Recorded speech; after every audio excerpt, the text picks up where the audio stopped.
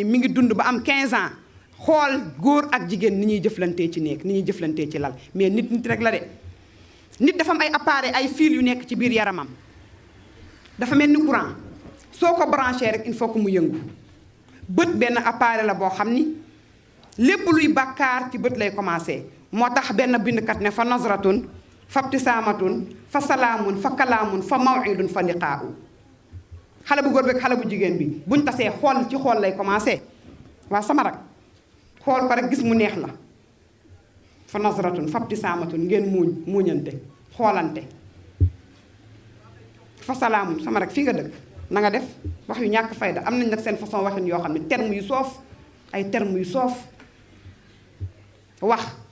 joxante rendez-vous daje nga mën a yor sa appareil daje ak xale bu góor bi joxante rendez-vous sa yaay du yëg kenn du yëg nee naa la bu ñuy wuyu téléphone dañuy làqatu ci duus yi di yëg ci kaw terrasse yi di génn ci